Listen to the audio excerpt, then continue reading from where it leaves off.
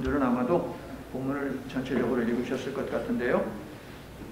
자, 오늘 우리에게 주시는 하나님의 말씀은 에스더서 2장 1절부터 4절 그리고 8절부터 18절에 있는 말씀이 되겠습니다.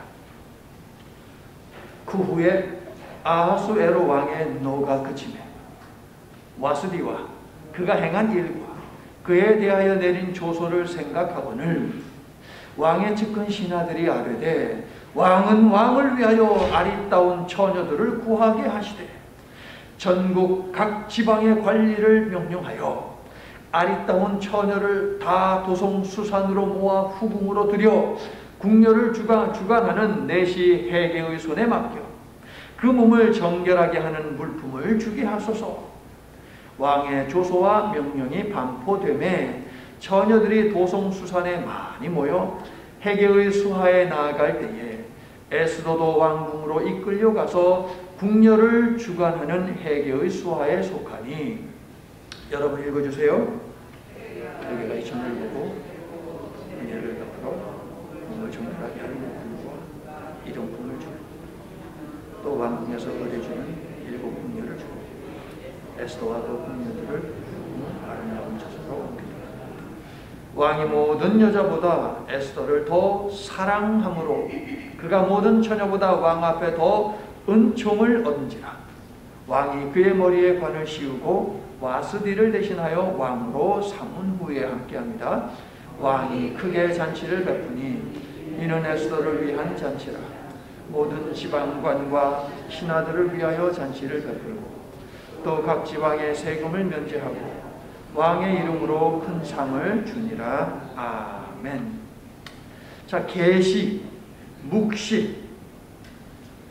계시 혹은 묵시라고 하는 것은 자, 예언과 마찬가지로 하나님께서 하나님의 선지자들에게 주시는 말씀이죠. 그러나 묵시의 경우 대체로 미래에 대한 예언을 환상이라고 하는 그릇에 담아 주시기 때문에 환상 속에서 보여지는 물건이 뭔지 숫자는 무엇인지 하는 것을 환상을 묵시를 받은 예언자가 알 수가 없습니다. 그래서 묵시에 관한 글들의 경우에는 환상을 설명해 주는 하나님의 사람이 등장을 합니다. 천사와 같은 그런 존재가 등장을 하죠. 묵시를 받아 활동한 여러 예언자들이 있는데요. 그 예언자들 중에는 우리가 5월 전교인 새벽 예배 때 만날 스가랴도 있고요. 그 다음에 다니엘도 있고요. 에스겔도 있습니다. 에스겔은 묵시 문학의 아버지라고 불리우고요. 그리고 다니엘은 묵시 문학을 탄탄하게 다지고 알린 대표적인 묵시 문학의 선지자다라고 이렇게 볼 수 있습니다. 자, 뭐 적지는 마시고요. 필요하시면 저한테 얘기하세요. 제가 카피해서 드릴게요. 자, 다니엘, 에스겔, 스가랴. 이 다니엘, 에스겔, 그리고 스가랴. 이 선지자들 모두 바벨론 포로 시기와 관계된 선지자들인데요. 이때는 나라를 빼앗기고 성전이 약탈당했고요. 백성은 강제로 저 포로로 끌려갔던 정말 씻을 수 없는 치욕과 고통의 때입니다. 죄의 대가로 만국 백성이 되어 무참히 짓밟히며 살아간 것인데 하나님께서는 선지자 다니엘과 에스겔의 묵시를 통해서 바벨론에 끌려온 당신의 백성들을 위로하셨고요.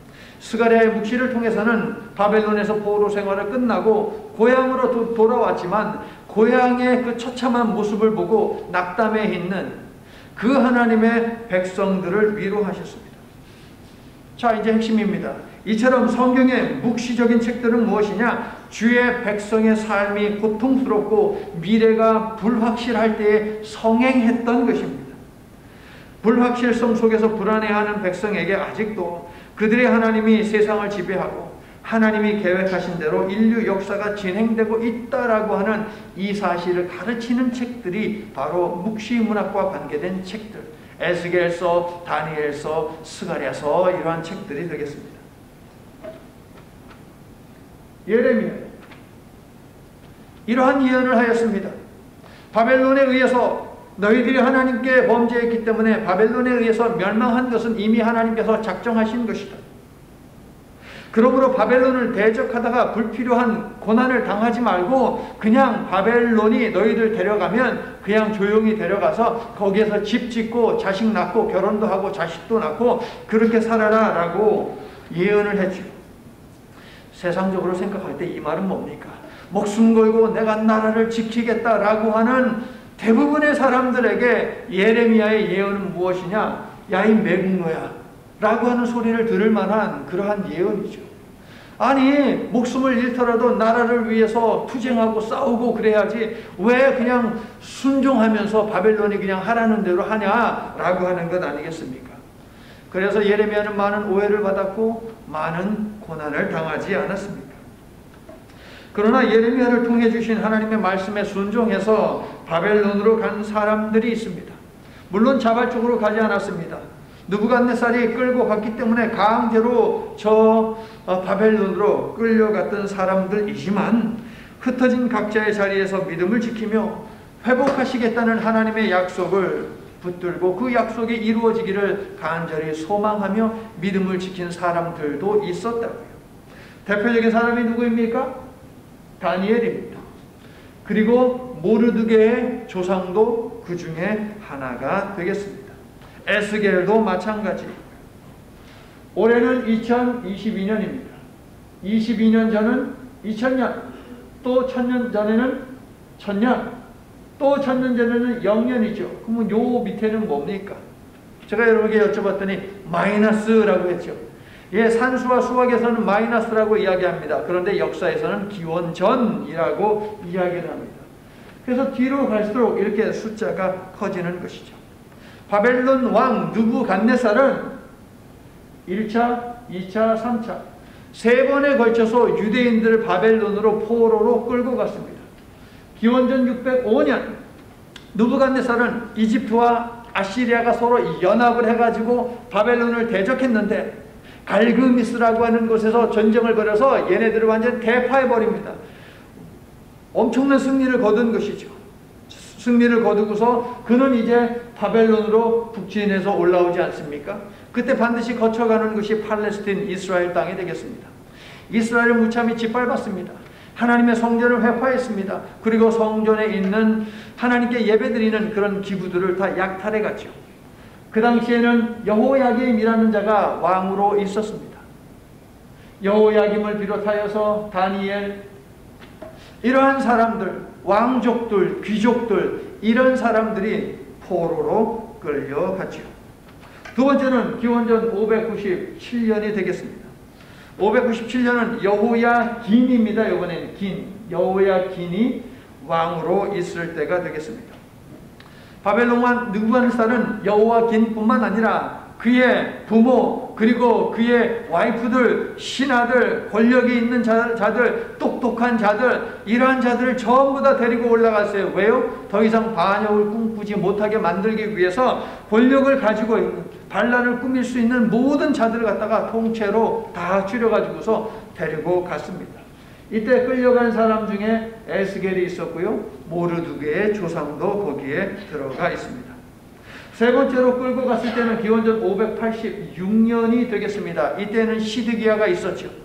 예레미야는 시드기야에게 야, 바벨론 왕에게 까불지 마. 너 큰일 난다. 하나님의 뜻은 그것이 아니야. 그런데 어떻게 했습니까? 자꾸 이집트하고 손잡고서 뭐 하려고 했거든요. 그래서 어떻게 됐느냐? 자기가 보는 앞에서 아들들이 전부 다 칼에 베임을 당해 죽었습니다. 그걸 제 눈으로 봤어요. 그리고 두 눈을 갖다가 뽑아버렸습니다.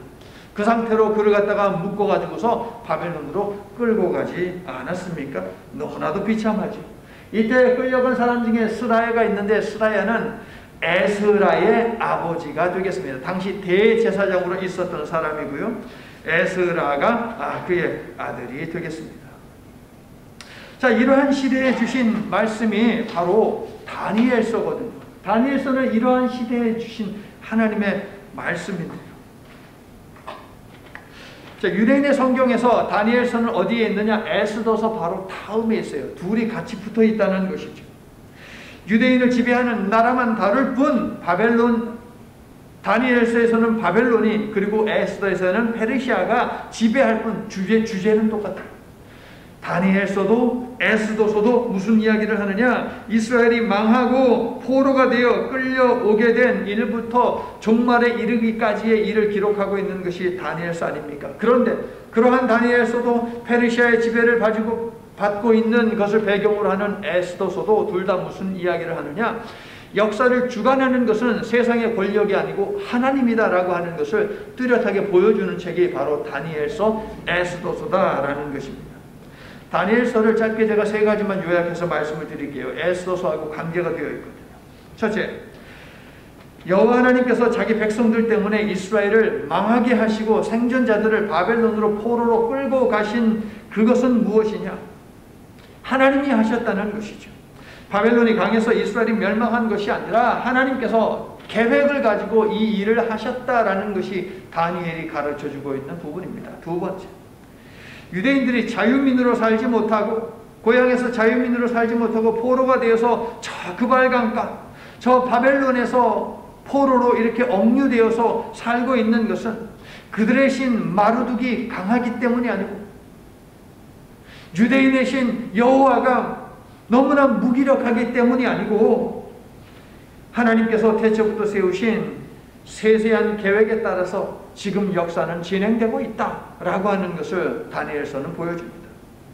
세 번째, 다니엘과 세 친구가 세상 권력의 도움을 분명 받습니다. 그 도움을 받아서 높은 위치에 올라가고 앉아있는 건 사실입니다. 그렇다면 다니엘과 그의 세 친구들이 세상 권력 덕분에 생존할 수 있었느냐? 높은 위치에 앉아 있었느냐? 그것이 아니라는 것이죠.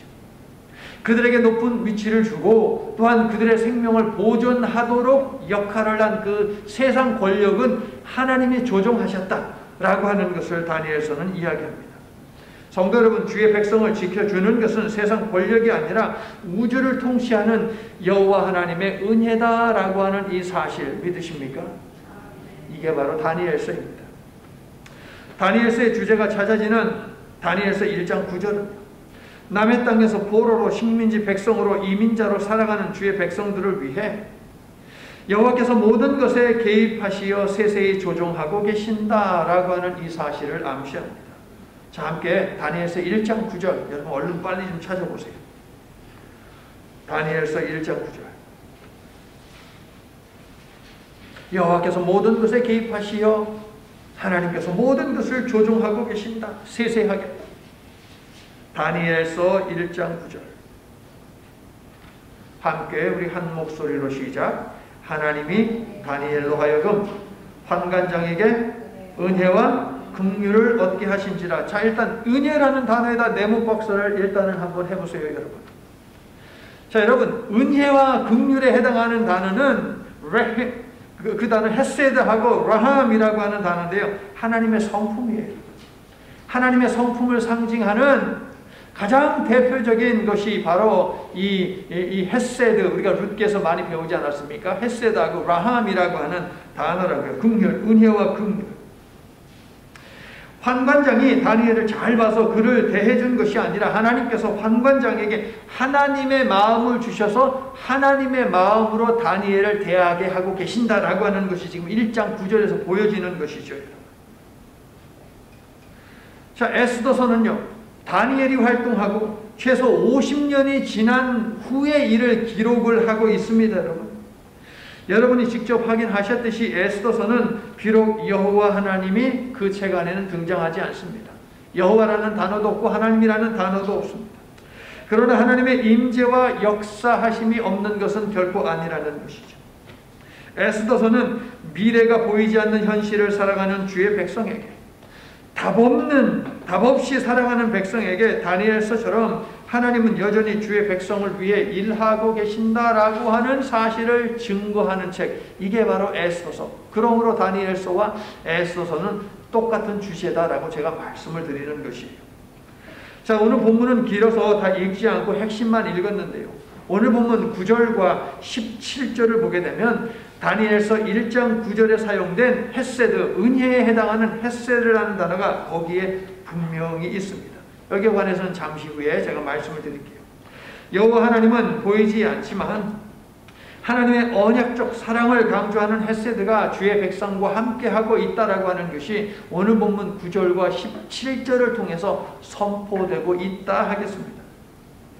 에스더서는 비록 주의 백성이 당면한 현실이 혹독하고 치욕스럽더라도 역사는 분명 보이지 않는 곳에서 모든 것을 주장하시는 여호와 하나님의 뜻과 계획에 따라 진행되고 있다. 그러니 이 사실을 깨달으라. 미래를 소망적으로 바라보라 라고 하면서 고함을 치고 있어요. 여러분, 이 소리를 에스더서를 통해서 들을 수 있기를, 듣는 귀가 있게 되기를 예수님의 이름으로 축원합니다. 사랑하는 성도 여러분, 여러분이 하나님의 백성인 이상 하나님께서는 여러분을 위해서도 여러분의 삶에 깊이 개입하시고요, 여러분을 위해서도 일하고 계신다라고 하는 이 사실을 믿으시기를 바랍니다. 때로 하나님의 도움이 절실히 필요한데 하나님이 보이지 않고 하나님이 떠나신 것 같은 그런 느낌을 받을 때가 있죠. 시편의 시인들은 하나님이 숨었다라고 이렇게 표현을 하고 있는데, 보이지 않는 하나님 때문에 낙심될 때가 있습니다. 그러한 감정의 소용돌이가 엄습한다면 그때 기억하십시오. 여러분 눈에 보이는 것이 모든 실체가 아니라라고 하는 것입니다. 우리 눈에 보이는 것보다 보이지 않는 것, 즉 하나님의 섭리, 하나님의 구원 사역이 여러분의 삶에도 분명히 작동하고 있습니다. 믿습니까? 그러므로 이것을 매번 볼 수 있는 영적인 눈을 달라고 기도해야 하겠죠, 여러분.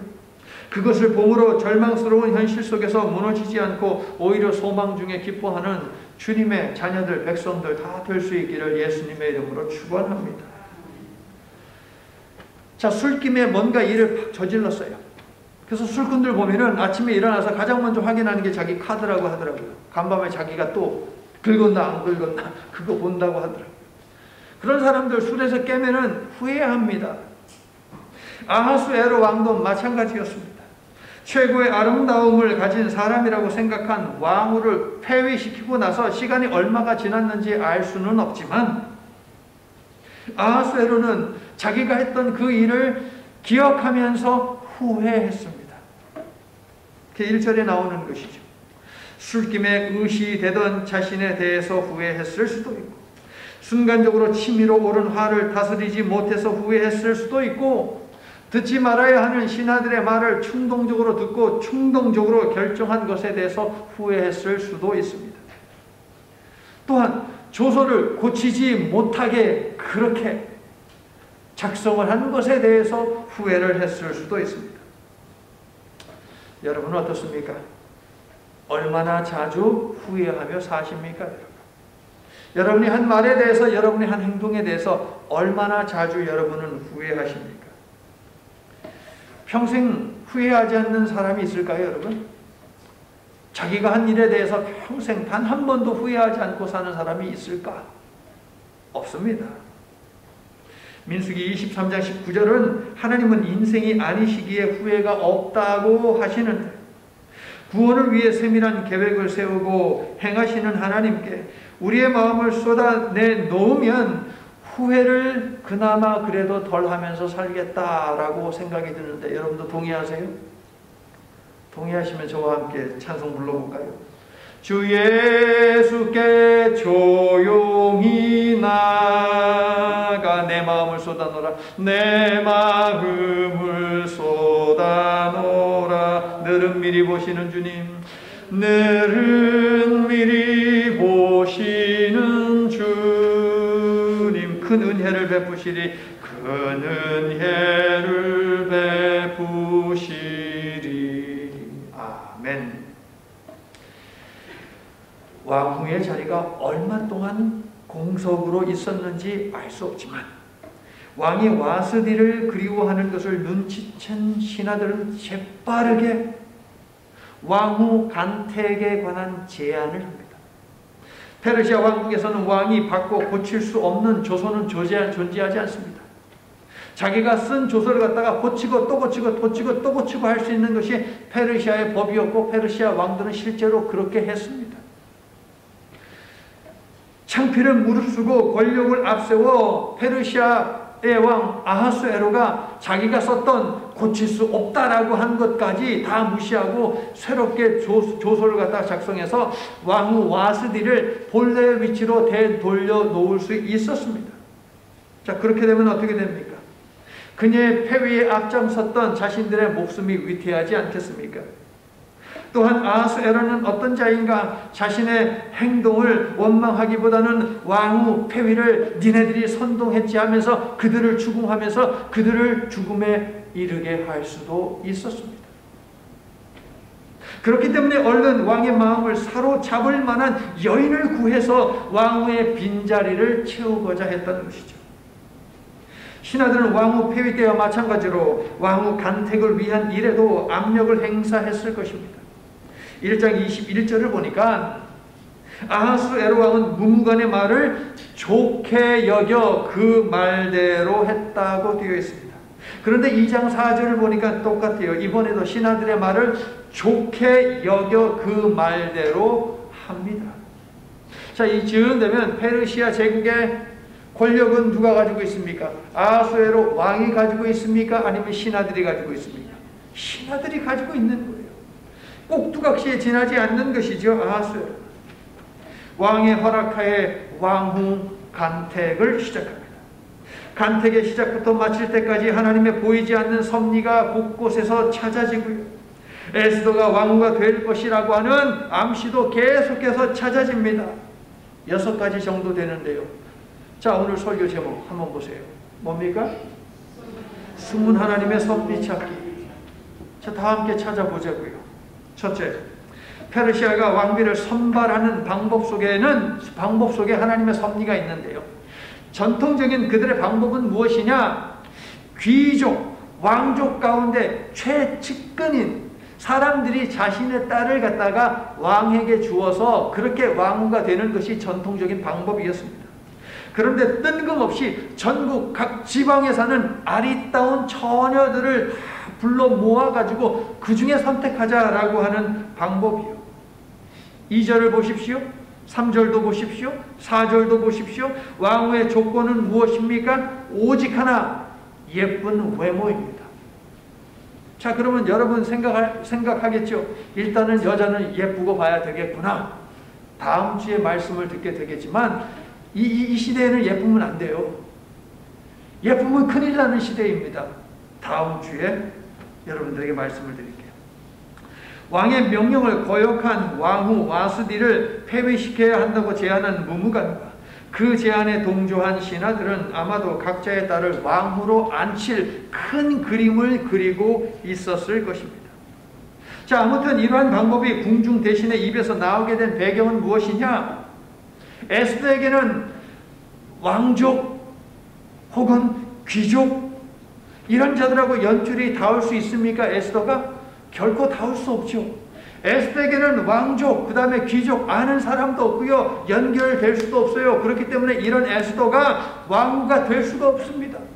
그러므로 신하들이 뜬금없는 제안을 한 것은 무엇이냐? 하나님이 그들에게 그런 마음을 넣어줬다는 것이죠.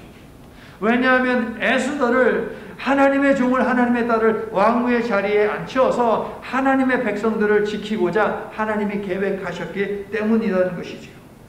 두 번째, 왕후 간택을 위해 새로운 방법을 제시하는 신하들의 목적에도 하나님의 섭리가 찾아진다는 거예요. 자, 4절을 보세요. 와스디 대신 왕후로 삼으소서라고 되어 있어요. 그런데 이 말씀을 문자적으로 말 그대로 제가 번역해 볼게요. 와스디 대신 다스리게 하소서. 뭘 다스려요? 왕을. 다시 들어보세요. 와스디 대신 다스리게 하소서. 이게 문자 그대로의 번역이에요. 한 나라를 다스리는 사람은 왕이 아니고 지금 왕후라는 것을 신하들이 이야기하고 있는 것이고, 와스디가 왕이 명령했는데도 불구하고 가지 않았던 것은 뭐냐면 와스디가 왕을 다스리고자 했다라고 그들은 지금 생각을 하고 있다는 것이죠. 그런데 왕후 폐위를 주도한 이들이 하는 말이 무엇입니까? 새로운 왕후가 될 사람을 뽑아가지고 그 사람으로 하여금 다스리게 하소서. 지금 그 말을 하고 있는 거예요. 어떤 것이 보입니까? 앞으로 에스더가 왕후가 될 것이고 그 에스더가 바로 왕을 다스릴 것이다. 페르시아를 다스릴 것이다. 지금 그 말을 하고 있는 것이죠, 여러분. 누구의 입을 통해서? 왕의 신하들의 입을 통해서 이 말을 하게 하셨다. 할렐루야지요, 여러분. 세 번째, 4절을 보세요. 대신들이 내건 왕후의 자격이 무엇이라고요, 여러분? 아름다운 외모, 그게 다예요, 여러분. 2절, 3절, 4절 계속해서 아리답고 아름답고 이런 말이 있잖아요. 이게 유일한 자격입니다. 그런데 7절 보세요. 에스더에 대해서 뭐라고 이야기하고 있습니까? 7절을 여러분이 좀 읽어주세요.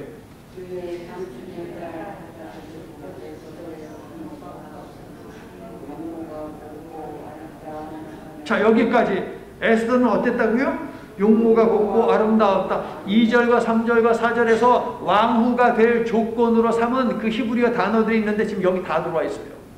그러므로 바로 에스더가 딱 맞는 사람이다 라고 지금 7절에서 우리들에게 알려주고 있는 것이지요. 하나님의 섭리가 숨겨져 있죠, 여러분. 네 번째로, 얼마나 많은 처녀들이 모였는지 몰라도 왕후 선발 대회를 주도하는 최고 책임자가 누구입니까? 헤게입니다. 그런데 이 헤게의 눈에 들어온 사람이 누구입니까? 에스더입니다. 9절을 읽어주세요.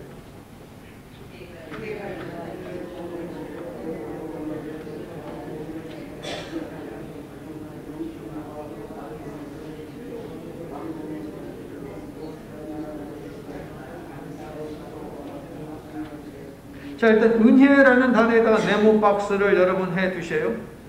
은혜, 거기 있죠? 헤게가 이 처녀를 좋게 보고 은혜, 그리고 거기다 적어 놓으세요. 다니엘서 1장 9절. 바로 이 단어가 여기 나와요. 은혜, 헤세드입니다. 헤세드. 자, 8절에 보면 자원했던, 등 떠밀렸던, 끌려왔던 여러 이유로 왕후가 되기 위한 콘테스트에 참가한 처녀들은 왕궁에 모였습니다. 그런데 9절을 보니까 특별히 에스더에게는 첫째, 몸을 가꿀 온갖 것들을 줍니다. 둘째, 7 궁녀를 주었습니다. 셋째, 왕궁에서 가장 좋은 처소, 아마도 왕후 와스디가 머물렀던 바로 그 가장 좋은 처소로 지금 에스더를 데리고 간다는 것이죠. 자, 이게 무엇을 이야기합니까, 여러분? 에스더가 왕후가 된다는 것이죠. 왕후 간택의 총책임자는 헤게인데 헤게는 왕의 최측근 거리에서 왕을 모시는 사람으로 왕이 어떤 여자를 좋아하는지 가장 잘 아는 사람이에요. 여자에 대한 왕의 취향이 어떠한지 가장 잘 아는 사람이 헤게라고요. 8절을 보면 헤게의 이름이 몇 번 나옵니까? 2번 나옵니다. 무슨 의미입니까? 이번 일에 있어서 그의 역할이 크다라고 하는 것을 강조하는 것이죠. 이런 사람이 에스더를 좋게 보고 은혜를 베풀었다라고 하는 것은 왕후가 될 것이다. 에스더는 암시하는 대목이에요. 9절, 헤게가 이 처녀를 좋게 보았다는 말이지요.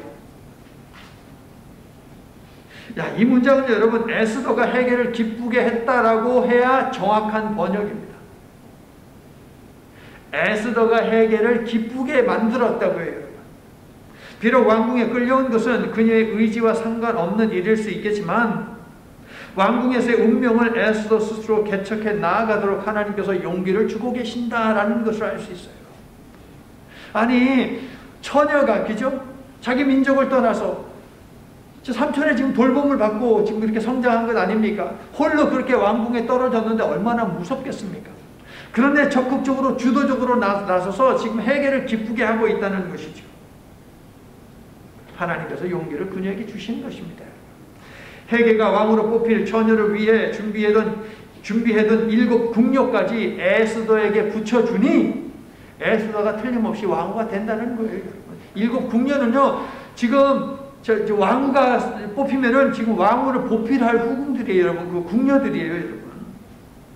자, 에스더의 아름다움이 내시 헤게의 마음을 움직였지만 말씀드렸듯이 은혜라는 이 단어가 중요하고 이 단어는 헤세드, 즉 하나님의 언약적 사랑하고 관계가 되어 있는 하나님의 성품이거든요, 여러분.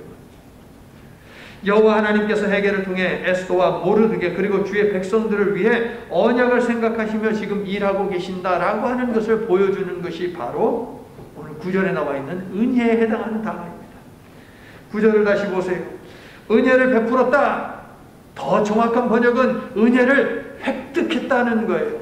누가? 에스더가 은혜를 획득했다. 에스더는 주도적으로 헤게를 기쁘게 했고 그 결과 은혜를 쟁취해낸 것입니다. 이는 에스더가 보이지 않는 힘에 사로잡혀 휩쓸려 가고 있음을 보여주고 있는데 이 힘은 다름 아닌 여호와 하나님의 구속의 섭니다라고 하는 것이에요. 아멘이세요?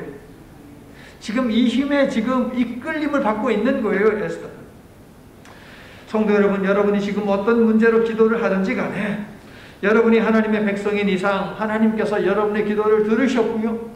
그 기도를 이루어주기 위해서 하나님이 일하고 계신다. 이 사실을 믿으시기를 바랍니다.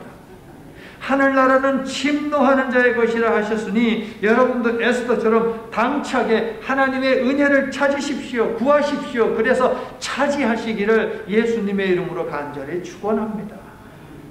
다섯 번째, 보이지 않는 하나님의 구속의 섭리를 보여주는 다섯 번째는 17절에 있습니다.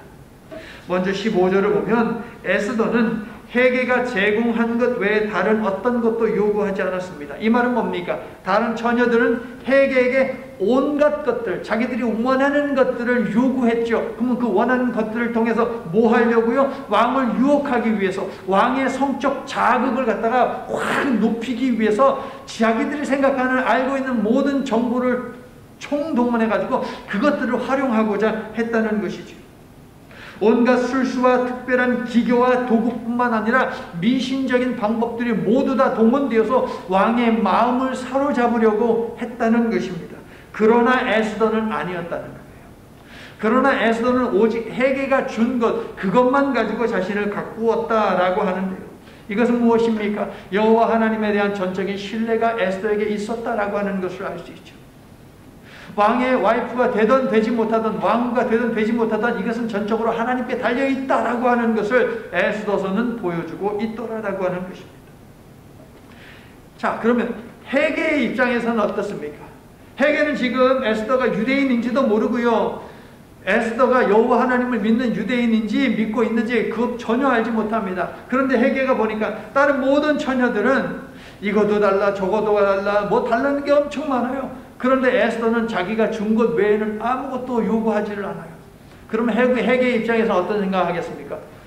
얘 봐라, 나를 믿네, 내가 준 건 이것만이면 충분하다고 생각을 하네, 나를 신뢰하는구나 라고 하면서 헤게의 마음을 기쁘게 했다는 거지요. 적극적으로. 성도 여러분, 보이지 않는 하나님의 손이 이처럼 섬세하게 일하심을 보시기를 바랍니다. 우리의 구원을 위해 하나님께서는 동일하게 일하고 계심을 믿으세요, 여러분. 편법 같은 거 이런 거 쓰지 말고 하나님을 전적으로 신뢰하며 성실하게 정성껏 살아가야 할 줄로 믿습니다. 꼭 그렇게 하셔서 하나님의 섭리로 풍성한 축복이 넘치는 그런 인생을 사시기를 예수님의 이름으로 축원합니다. 자, 여섯 번째인데요. 이제 운명을 결정지을 밤이 되었습니다. 17절 그리고 18절 전반부까지인데요. 자, 17절부터 한번 쭉 읽어주세요. 왕이 모든 여자보다 에스더를 더 사랑하고 그가 모든 처녀보다 왕 앞에도 은총을 얻은지라. 왕이 그의 머리에 관을 씌우고 보아스디를 대신하여 왕으로 삼은 후에 왕이 크게 잔치를 베푸니 이는 에스더를 위한 잔치라. 아멘. 자, 여기까지. 왕이 더 사랑했다라고 이야기하죠. 다른 처녀들보다 에스더를 더 사랑했다. 이 말은 뭐냐면은 다른 처녀들보다 에스더가 왕의 성적 욕구를 충족시켰다라고 하는 그런 말입니다. 하나님께서는 성적 매력을 위해서도 역사하신다라고 하는 이런 생각을 우리가 할 수 있는 거죠. 성도 여러분, 하나님께서 사용하지 못할 것이 있습니까? 하나님은 모든 것을 사용할 수 있는 모든 것의 주인이 되십니다. 우리의 성도 마찬가지예요. 그것 역시도 하나님께서는 활용하셔서 하나님의 목적을 달성하고 계신다라고 하는 것, 이것을 보여주는 것이죠. 자, 우리말 성경에는 여러분 중요한 대목입니다. 왕 앞에 더 은총을 얻었다라고 되어 있죠. 그런데 단어 하나를 빠뜨려 먹어버렸어요, 세상에나. 히브리 성경에는 은총과 은혜라고 되어 있거든요. 두 가지입니다. 은총과 은혜를 얻었다라고 되어 있습니다. 에스더가 왕에게서 차지한 이 두 개의 단어 모두 하나님의 성품에 관한 단어인데 여기에 헤세드라는 단어도 있고요. 그 다음에 은총, 헨이라는 단어도 역시 하나님의 성품이에요. 숨은 하나님의 섭리가 찾아지는 바로 여섯 번째 순간은 바로 은총과 은혜라고 하는 단어를 통해서 우리가 볼 수 있어요. 성도 여러분, 아하수에로 왕은 에스더에게서 육체적 욕구를 채우는 그 이상의 무언가를 느꼈기 때문에 에스더를 왕으로 맞이했다라고 하는 것을 우리가 알 수 있는데요. 하나님께서는 악한 왕 아하수에로까지도 하나님의 구원 섭리를 드러내는 도구로 사용하고 계신다. 왜냐하면 오늘 본문에서는 아하수에로가 에스더에게 은총과 은혜를 주었다라고 이렇게 이야기를 하는 것이죠. 그런데 아하수에로가 준 것이 아니라 정확히 이야기하면 아까 얘기했죠. 획득했다라고 이야기하지 않았습니까? 에스더가 획득했어요. 주도적으로 하나님의 구원 역사 속에 들어가서 에스더가 주도 면밀하게 적극적으로 용기를 가지고 그것을 끌어냈다라고 하는 그런 의미이거든요. 만유의 주 되신 하나님께서 사용하지 못할 것은 있다 없다? 없습니다. 하나님께서는 악을 통해서도 선을 드러내시는 분 아니십니까? 그러므로 성도 여러분, 주님의 은혜가 어디에서 오고 있는지 잘 살피므로 때때로 숨은 상태로 여러분에게 다가오시는 하나님의 구원하시는 섭리를 발견하는 안목 갖기를 위해서 기도하시고 훈련하시기를 바랍니다. 그래서 기쁨 충만, 감사 충만, 믿음 충만한 삶을 사시기를 부활하신 예수 그리스도의 이름으로 간절히 축원합니다. 이제 말씀을 마칩니다. 자, 1장에는요 187일이라고 하는 긴 기간과 긴 잔치 기간과 과도한 물질적 과시와 그리고 술이 넘쳐납니다. 2장에서는 무엇이 넘쳐납니까? 3년간의 긴 왕후 간택과 과도적 물질적 과시 그리고 여인이 넘쳐납니다. 독자들이 이 모습을 보면서 어떤 생각을 했을까요? 조롱과 냉소, 분노를 보낼까요? 아니면 아이 부럽다라고 할까요? 여러분은 어떻습니까? 우리의 관심은 넘치는 물질에도 술에도 쾌락에도 있지 않고 타락 속에서도 구원을 준비해 나가시는 숨은 하나님의 섭리에 있어야 할 줄로 믿습니다. 다시 말해서 우리의 삶이 편하나 어려우나 잘 풀리나 때때로 막히나 하나님이 우리의 삶에 개입하시어 우리로 하여금 구원 백성의 삶을 살도록 일하고 계신다라고 하는 이 사실을 인식하며 볼 수 있어야 한다는 것입니다. 아멘이세요? 성도 여러분, 하나님께서는 자신의 백성된 우리를 위해서도 저 하늘에서 잔치를 마련하여 베풀 것이니 이 잔치에 모두 다 저와 함께 참여할 수 있기를 바랍니다. 18절에서 보듯이 또한 우리를 위해 베푼 잔치로 인해 주변 사람들이 큰 혜택을 받게 되기를 예수님의 이름으로 축원합니다. 축복의 통로가 되어 하나님께서 부어주시는 복이 여러분에게 흘러넘쳐 여러분의 삶의 터전에 있는 사람들에게도 하나님의 구속의 은혜의 섭리가 전달되고 충만하게 채워지게 하시기를 예수님의 이름으로 다시 한번 축원합니다. 아멘. 전능하신 창조주 하나님, 우주 만물을 정하신 질서에 따라 운행하시듯이 하나님의 백성된 우리의 삶에도 개입하시고 오늘에 이르기까지 은혜를 베풀어 주셨음을 믿고 감사를 드립니다. 현실이라는 것이, 고난과 시련이라는 것이, 억압과 횡포라고 하는 것이 우리를 향한 하나님의 구속의 섭리를 못 보게 하지 않도록 우리의 눈을 항상 밝혀주시옵소서. 사방이 우겨쌈을 당할지라도 낙심하지 않게 하시고 근심하는 자 같을지라도 항상 기뻐하게 하시고 가난한 자 같을지라도 많은 사람을 부유하게 하시고 아무것도 없는 자 같을지라도 모든 것을 가진 자로 만들어주시는 하나님의 자녀임을 확신하게 하여 주시옵소서. 당당히 믿음의 자녀가 되어 살도록 도우시며 끝내 은혜를 받아 누리는 하나님의 은혜를 억척스럽게 사모하는 저희가 되도록 축복해 주시옵소서. 예수님 이름으로 기도드립니다. 아멘.